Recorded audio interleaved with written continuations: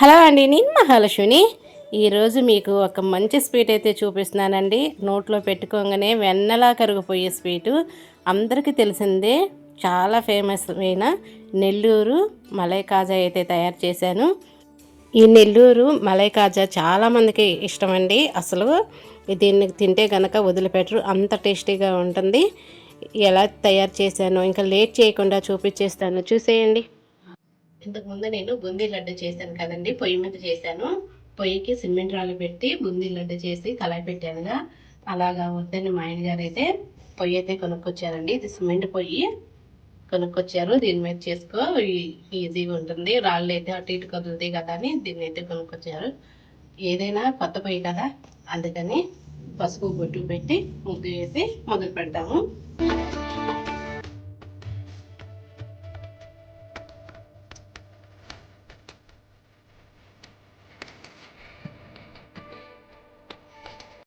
తీసుకొచ్చిన ముందు శుభ్రంగా పసుపు రాసి ముద్దు పెట్టుకొని మనం మొదలు పెడతామండి.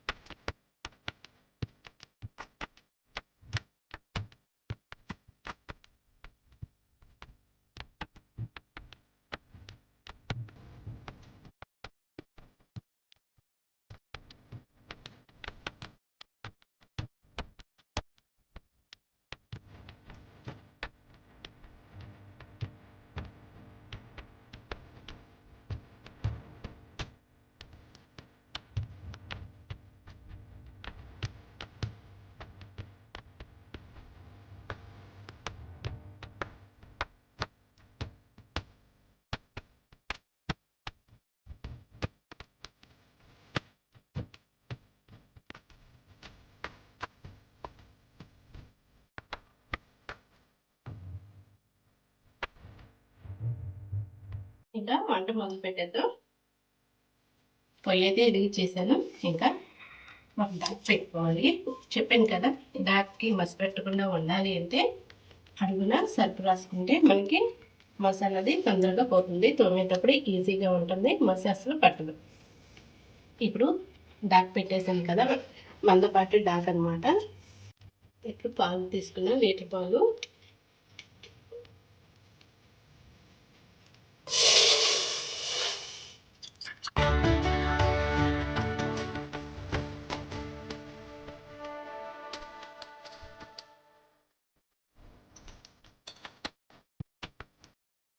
పాలు మరగాలండి. బాగా చిక్కగా దగ్గరగా వచ్చేయాలి, కోవాలాగా రావాలి. బాగా మరిగించాలి పాలు. మనం పొయ్యి దగ్గరే ఉండాలి, ఎప్పుడు కదలకుండా మరుగుతున్న పాలని తిప్పుకుంటూ ఉంటే మనకి తొందరగా కోవా అనేది వస్తుంది.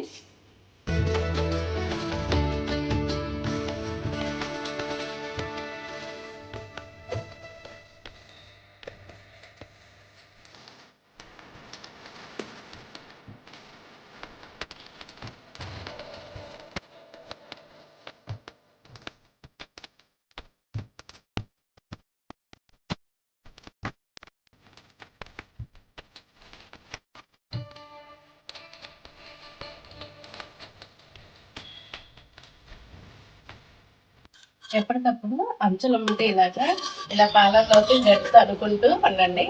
అప్పుడు మనకి కోవా అనేది తొందరగా రెడీ అవుతుంది. ఇంకొంచెం దగ్గరికి రావాలి.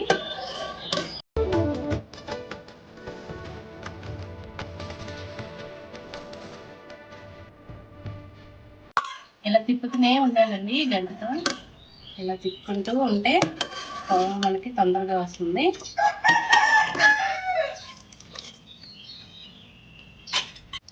ఇప్పుడు బాగా దగ్గరగా వచ్చేసిందండి.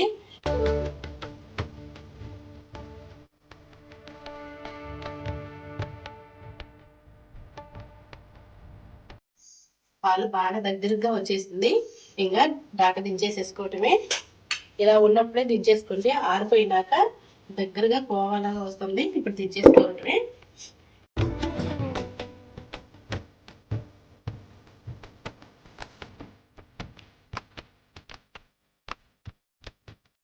చూడండి ఏ విధంగా వచ్చినాయో. లీటర్ పాలు మరిగించంగా ఇలా దగ్గరికి వచ్చింది. ఇప్పుడు కొంచెం చల్లారితే మంచి కోవాలాగా పడుతుంది. దగ్గరగా వచ్చేసిన పాలని వేరే గిన్నెలో తీసేసుకున్నామండి. ఈ గిన్నెలో పోసేసుకుని పక్కన పెట్టుకున్నా. ఈలోపు పంచదార పాకం పట్టుకోవాలి.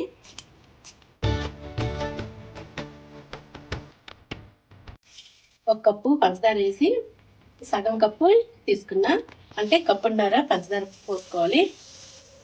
పంచదార కరగటానికి కొద్దిగా నీళ్ళు పోస్తుంది. మనకి పంచదార పాకం మరీ ముద్దు పాకం అవసరం లేదు, అలాగనే మరీ లేత పాకం కూడా అవసరం లేదు. జస్ట్ పంచదార కరిగితే సరిపోతుంది. పంచదార కరుగుతూ ఉంటుంది కదా, ఒక పక్కన పొయ్యి మీద పంచదార కరుగుతుంది. ఇప్పుడు కాచుకున్న చిక్కటి పాలల్లో సరిపోన మైదా వేసుకోవాలండి. ఎక్కువ పోసుకోవద్దు, కొంచెం కొద్దిగా పోసుకుంటూ కలుపుకుంటూ ఒకేసారి వేస్తే పాలల్లో తిరగటానికి ఈజీగా ఉండదు, మళ్ళీ ఎక్కువ అయినా కష్టమే.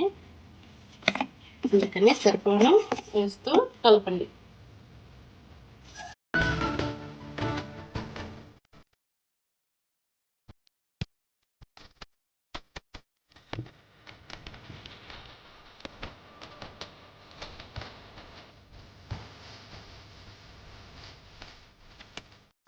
ఇలా గిన్నెకి అంటుకున్నది కూడా ఇలాగా అనుకుంటూ తిప్పుకుంటూ పోసుకున్నాం మైదాని.